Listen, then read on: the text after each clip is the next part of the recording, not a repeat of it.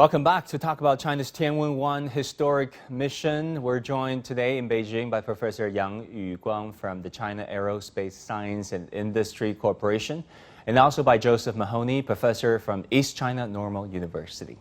Now, Professor Yang, let me go to you first. This mission achieves many firsts. Tell us about those. Well, you know that on China's way from a big country in space field to an advanced country in space field, we must achieve many goals. A Mars mission, first, you know that this time the launch last year is first launch of China's rocket directly go escape from the Earth's gravity field. You know that during the Chang'e 2 mission, we do also go into the interplanetary space, but that's an indirect one. This time, the Long March 5 rocket directly reached the second cosmic speed. And also, this is the first time that China achieved the goal of becoming an planet orbiter. And then the most important, the soft landing on the Martian surface, which is just behind the United States, becomes the only two countries which can land the spacecraft on board the Martian surface. Professor Mahoney, you know, looking at this from an international relations perspective, how do you see this Chinese project? And really, how do you see international scientific cooperation coming out of this project? Well, you know, the U.S. has sought to limit and exclude China from international space exploration. But I think as this mission to Mars, as well as China's space stations have proven, those American efforts have failed. And instead, China has grown quickly as a spacefaring nation and is making powerful contributions now to human knowledge. And I think what we've seen, in a sense, is that China has played its way into the game, and this has excited scientists everywhere and forced the U.S. To not only take notice, but increasingly to rethink its position. You know, Professor Yang Yuguang, let me go back to you and talk about this mission itself. This mission has not only left the first Chinese footprint on the planet, it also has achieved other historic milestones, such as successfully orbiting the planet, landing and using a rover to explore the surface, all in one mission. How difficult is that? It's really difficult. You know that we choose this mission profile is because you know that China is still a developed country. Although we want to be an advanced country in space field, but still we don't have a limited budget. So we must save in the money. Combine these things together, we will save much of the amount of money, and so we can have money, the investment to other projects. But you see that because we have never do this before, it is very challenging for us. So we go carefully first into the circum-Martian orbit, and then get images from the orbiter of the landing site, and then perform the landing. And for the landing, you see, we call it the 9 minutes of terror. Now the 7 minutes of terror. Just we choose a quite different method than the United States. So this time, the Zhurong rover landing on the Martian surface, choosing we call a semi-ballistic or semi-lift re-entry. So it can prolong its whole procedures, and also with switching of every measurement, such as the heating shield, the parachute, and also the retrieval rocket. We also do a lot of tests on the ground to make it possible and also make it reliable.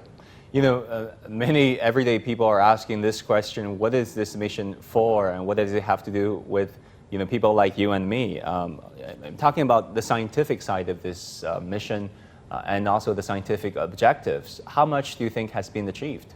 So we have 6 payloads on board the Zhurong rover, and we have 7 payloads on the orbiter.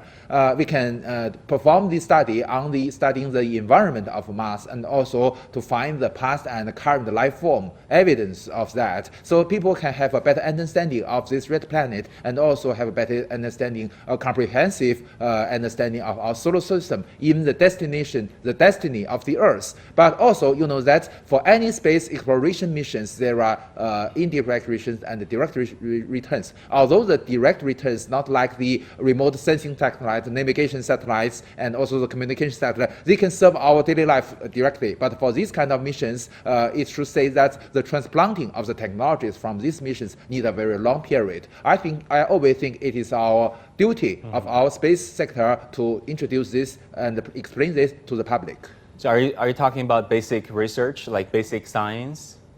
Exactly.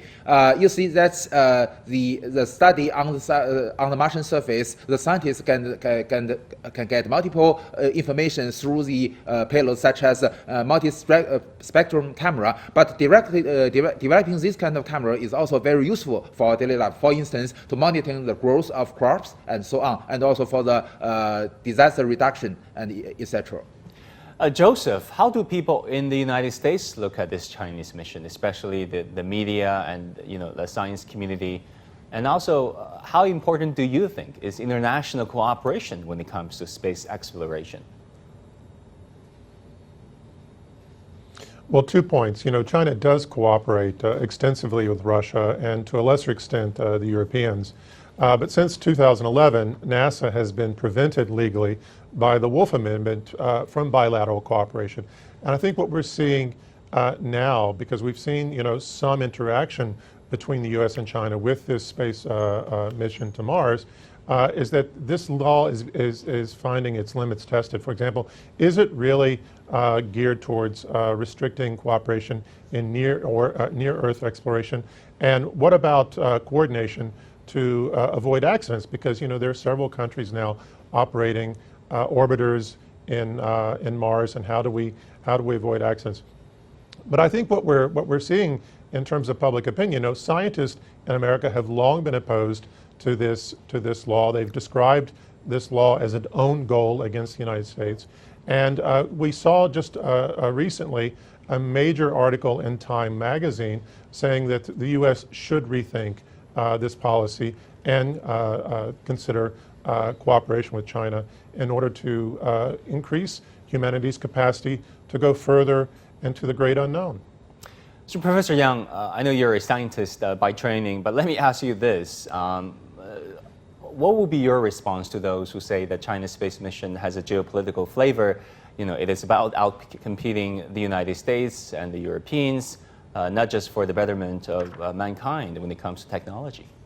Well, that I have mentioned many times that China's space program is decided by according its own need, not competing with other countries. You see, I have recent example. That the synodic periods between the Earth's mass appears every 26 months. It means that about every 2 years we have a launch window. You see, the United States almost have a Mars mission every 2 years, but with China, as announced by CNSA, we only have 2 missions, including this one. The next one will be a sample return mission. So we don't compete China with has 2 missions. Only 2 missions. Ever.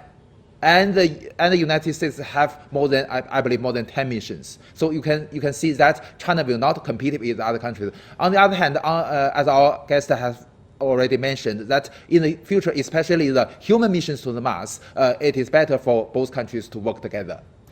And Professor Yang, you talk about this Chinese mission, having this mission of fulfilling the needs of the Chinese people. What are those needs specifically?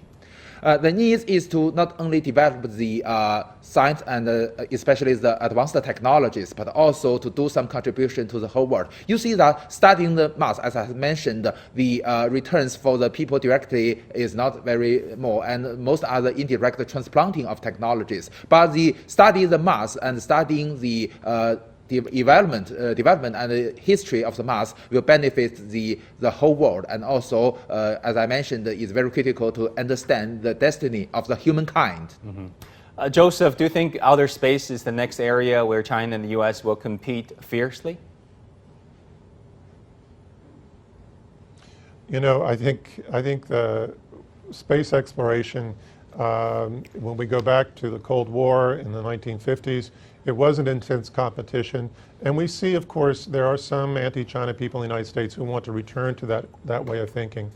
But I think the bottom line is, if we can't cooperate, 54 million kilometers away from Earth, where our strategic interest or strategic competition is minimal, then what is the chance that we're going to be able to cooperate here on Earth to deal with things like climate change and recovering from the pandemic? So in all, I think that this really sort of tests the way we think, not only about international policies here on Earth, competition here on Earth, but where we want to go as a people, as a human race.